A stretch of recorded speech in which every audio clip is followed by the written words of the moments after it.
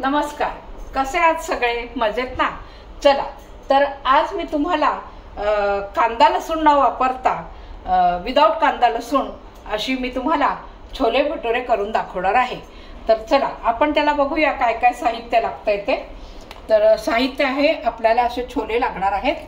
त्यासाठी कढीपत्ता, किसून ठेवलेला आलं, हिरवी मिरची आणि छोले मसाला लागणार आहे।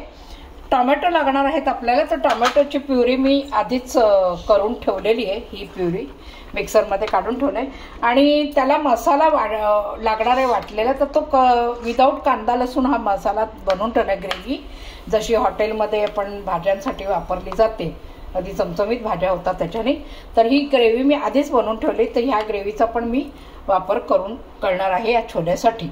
तर आणि दुसरं म्हणजे त्याला लागणार आहे काश्मीरी मिरची पावडर, हळद, थोडंसं लाल तिखट, मीठ, हिंग, तेल आणि जिरं मोहरी एवढे लागणार आहे आपल्याला। तर चला आपण आता पुढची तयारी करायची। हां, तर त्यासाठी आता मी हे जे छोले म्हटलं, हे भिजवलेले छोले, आपला व्हिडिओ वाढायला नको म्हणून मी छोले हे आधीच शिजवून ठेवलेले आहेत। ते मी तुम्हाला दाखवते आता कुकरमध्ये काढून।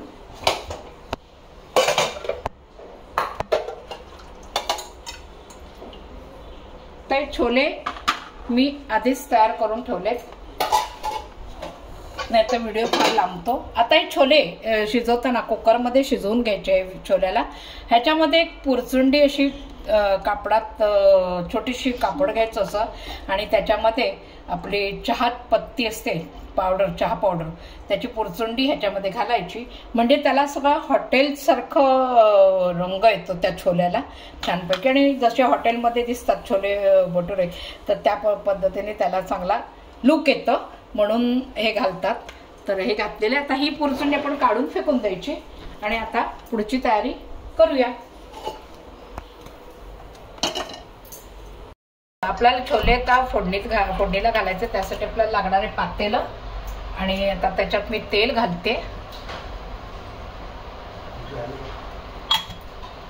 तेल तापलं की आपल्याला ह्याच्यामध्ये मोहरी घालायची आहे। तर आपलं तेल आता इथे तापलेलं आहे, आपण मोहरी घालतोय त्याच्यामध्ये। मोहरी तडतडली की मग हिंग घालायचा,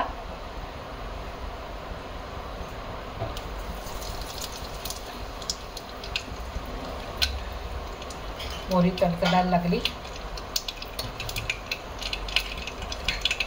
आता जिरं घालायचंय,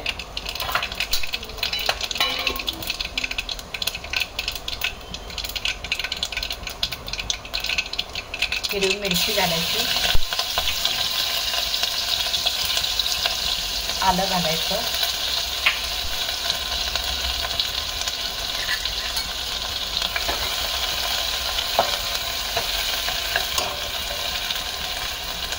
कढीपत्ता,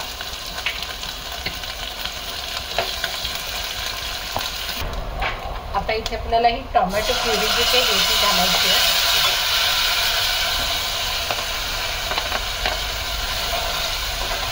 थोडीशी याला परतवून घ्यायचंय।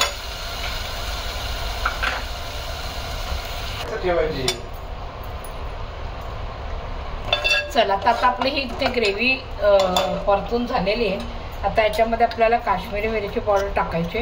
काश्मीरी मिरची पावडरचा याच्यासाठी उपयोग करायचा की त्याच्याने रंग छान येतो, बाकी ती तिखट नसतेच। आणि थोडंसं लाल तिखट आपल्याला लागणार आहे, ते घालायचं आहे। तुम्हाला कसे झणझणीत लागतात काय, असं जर झणझणीत हवा असेल छोले भटुरे तर तुम्ही लाल तिखट जरा जास्तही घातलं तरी चालेल। मी मगाशी मिरच्या टाकल्या होत्या म्हणून मी लाल तिखट जरा कमीच घालते। त्याच्याने छान आपल्याला असा रंग येतो म्हणून काश्मीरी मिरची पावडरचा वापर करतात। आता हे छान परतून झालेलं आहे। तर ह्याच्यामध्ये आपण ही जी ग्रेव्ही मी म्हटलं ना, ती ग्रेव्ही आपण ह्याच्यामध्ये घालणार आहोत। आता ही ग्रेव्ही कशी बनवली आहे हे मी तुम्हाला पुढच्या व्हिडिओमध्ये नक्कीच दाखवीन, तो व्हिडिओ बघायला विसरू नका।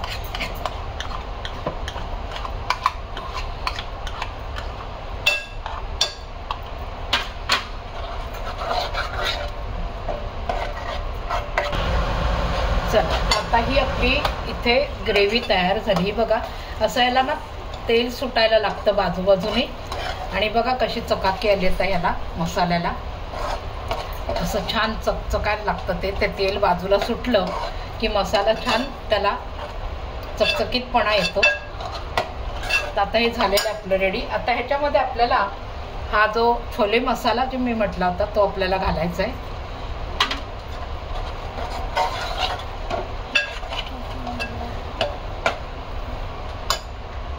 हा आपला तर मसाला तयार झाला आहे. तर ह्याला आपल्याला जर गरम पाणी लागणार आहे तर आपण गरम पाणी इथे गरम करून करायला ठेवायचं आहे. ते गरम होईल लागलं तर मग आपल्याला घालायचं आहे त्याच्यामध्ये. ह्याच्यामध्ये तर मीठ घालायचं आहे. मीठ घालायचं होतं मगाशीच, म्हणजे मसाला झाल्यावर मीठ घालायचं होतं. हा परतून झाल्यात आपण इथे मीठ घालतो.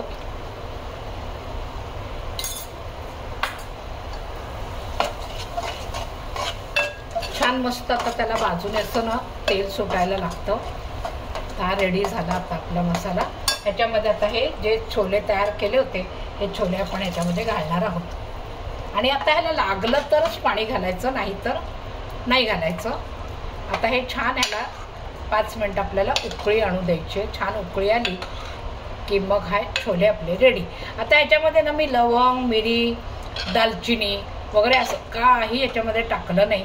त्याचं कारण आहे, जो आपण ग्रेव्ही मसाला जो तयार केला होता त्या ग्रेव्ही मसाल्यामध्ये लवंग, मिरी हे सगळंच त्याच्यामध्ये वापरलेलं असतं. पुन्हा एक्स्ट्रा याच्यामध्ये मग घालायची गरज नाही. आणि छोले मसाला जो आपण वापरतो त्यातही लवंग, मिरी वगैरे सगळं असतंच. काय तर हे बघा आता आपला हा झालेला आहे. पण ह्याच्यामध्ये थोडं आपल्याला पाणी लागणार आहे. मी पाणी घालणार आहे याच्यामध्ये, कारण आपल्याला 5 मिनिटाला उकळी आणायची आहे. मग पाण्याची आवश्यकता आहे. आपण आता गरम पाणी झालंय, आपण गरम पाणी घालवतोय याच्यामध्ये.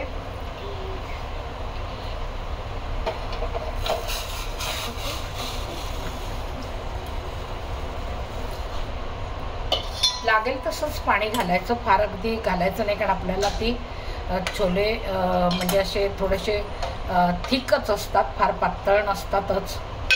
काय हे आता याला आपण झाकण ठेवून छान मंद आचेवरती 5 मिनिटं त्याला छान उकळी येऊ देणार आहे. तेव्हा त्याची मग टेस्ट वाढेल छानपैकी.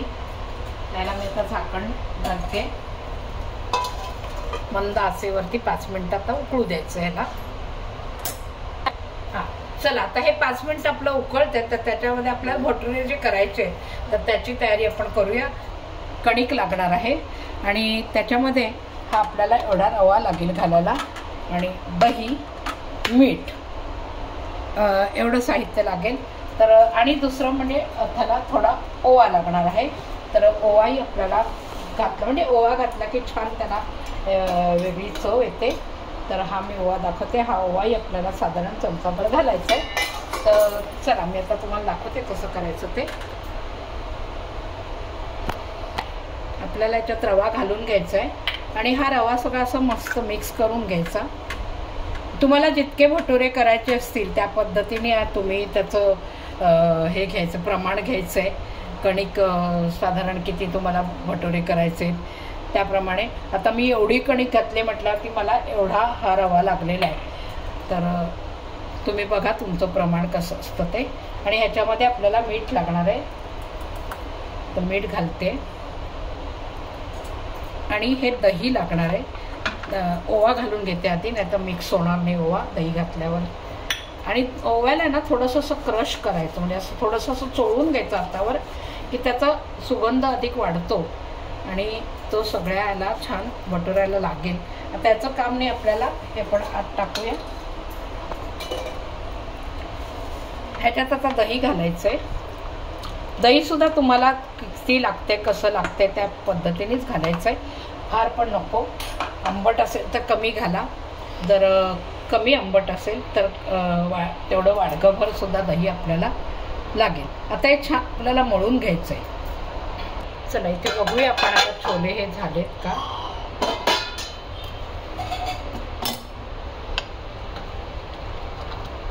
ते झाले आपले छोले. हे बघा मस्त छोले रेडी. आता आपण भटुरे बनवणार आहोत। हे बघा, हे आता पीठ असं मळून घ्यायचं आपल्याला, थोडंसं घट्टच मळायचं, फार अगदी सैल नाही मळायचं। आणि याच्यामध्ये तेल मी घातलं नाही, तेल घालायचंही नाही, कारण तेल घातलं की मग आपण जे भटुरे तळतो ना त्याच्यामध्ये खूप तेल पितात मग ते, म्हणून मी घालत नाही। तर हे आता असं मळून छान झालंय, फक्त तेलाचा हात लावून परत सारखं करून घ्यायचं आपल्याला। हे छान आपलं असं मळून झालेलं आहे काय। ह्याला आता आपण ना 10 मिनिटासाठी झाकून ठेवणार आहोत कपडा घालून, म्हणजे ते छान मुरतं। तर आता आपण आता हे भटुरे करायला सुरुवात केली आहे। भटुरेचं पीठ चांगलं 10 मिनिटं भिजवलेलं होतं, ते झालेलं आहे। एक छोटा आधी भटुरा करून बघायचा, कारण तेल कितपत तापलं याचा अंदाज येतो आपल्याला। आणि हा भटुरा आपल्याला इथे विसावाजवळ ठेवून द्यायचा।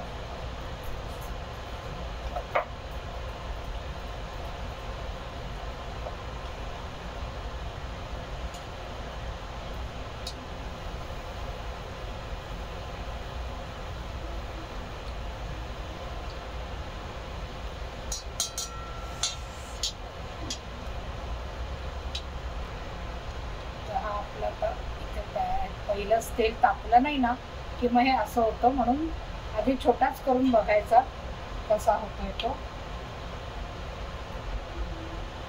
पण तेल तापलं तर मग ते छान फुलतात,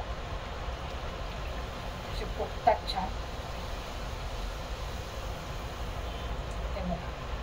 आणि भटुरा आहे म्हटल्यानंतर थोडासा तो असा लांबुडकाच करायचा।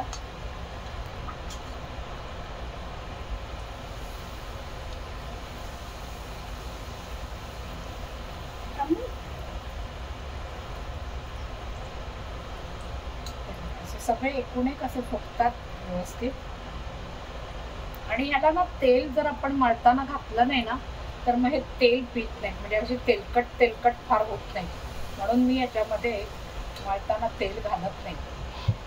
खूप लोक मोहन घालतात त्याच्यामध्ये, असं तेल घालतात, पण मी नाही घालत। मग तेलकट फार होतात ते।